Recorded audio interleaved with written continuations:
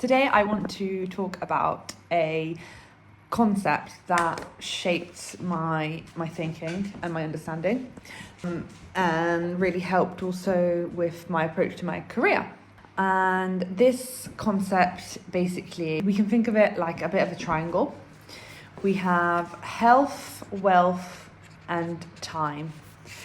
And I guess the important core message that I want to get across today is that we can't have all three at once.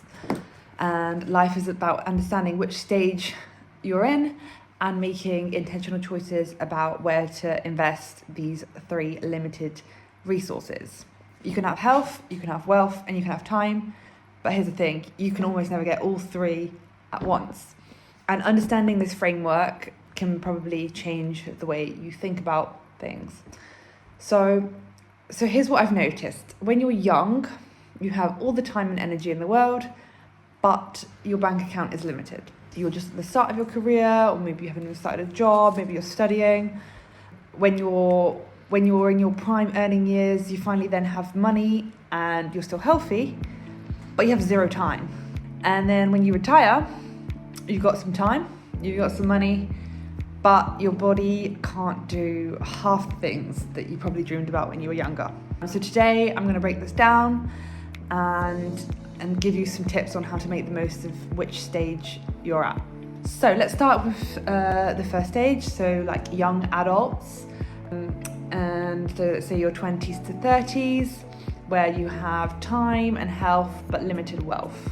So you have these two incredible assets that you can focus on, your time and your health. You can pull all-nighters, work multiple jobs, learn new skills, bounce back, and we all remember when we were younger working weekends potentially when we were studying, and we could go in hungover and we'd still be fine, whereas now maybe, depending on what age bracket you're in, it gets a little bit more difficult as time goes on.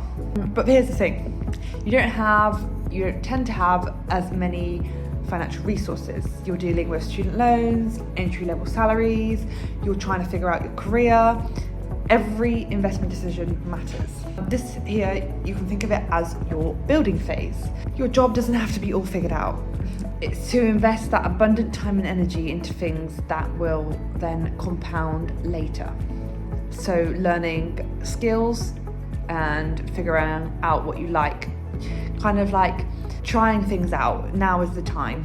Building relationships and creating more of a foundation of where you can then start to build the financial resources. But it's also important to bear in mind that in a bit of a sort of hustle culture, we need to be a bit more wary of burnout.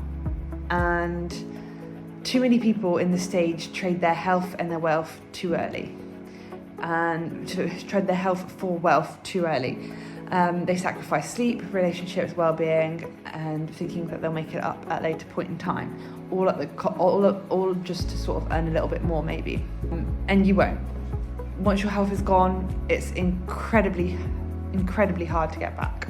Whereas your mid-career, I guess your 30s to 50s, where you have some wealth, some health, but you're a bit less resourceful on time. So if we fast forward to your 30s, 40s and 50s, your career is established. You're finally generating significant income.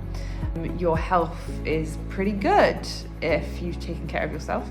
But now your biggest constraint tends to be time. Maybe you've started to build a family and you're pulled in every direction. Work demands are at their peak, your kids need you, your parents are aging and need support.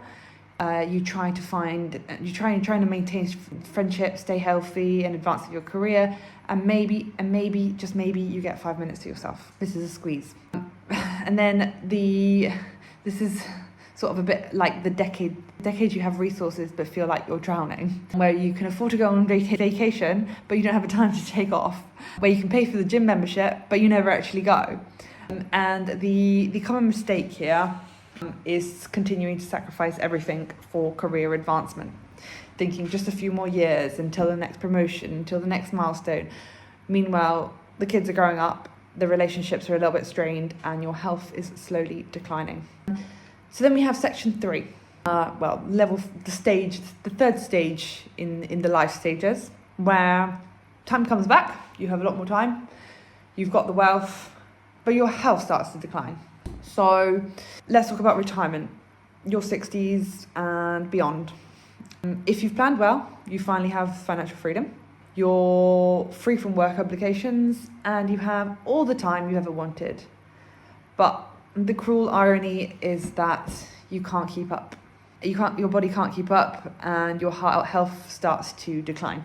You can finally afford to travel the world, but those long flights are pretty brutal. You want to hike that trail, but your knees say no.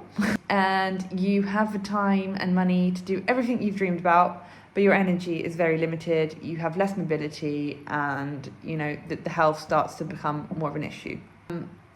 And the biggest sort of regret that we see with people in this stage is, I wish I hadn't waited. I wish I'd gone on that trip when I was younger. I wish I'd spent more time with my kids when they were little.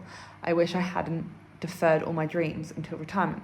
So what can we learn from this? I guess that the key takeaways are, there's no perfect time, and stop waiting for a magical moment where you'll have everything aligned. Each stage in life has its trade-off. And so the first step, I guess, to accept that and then optimize it accordingly. Be intentional about each stage. Understand where you are and what's the biggest constraint. Is it health? Is it wealth? Or is it time? Design your life around that reality. Don't defer everything. Some experiences need to happen when you have the health, and even when you don't have the wealth. The backpacking trip through Southeast Asia, your 25-year-old body could handle it better than your 65-year-old body, even if you probably could afford business class later on. And then I guess one major thing is to protect your health above all else, because it is the resource that consistently declines over time. You can always generate more income, but your health you just can't buy back. And then question the default path.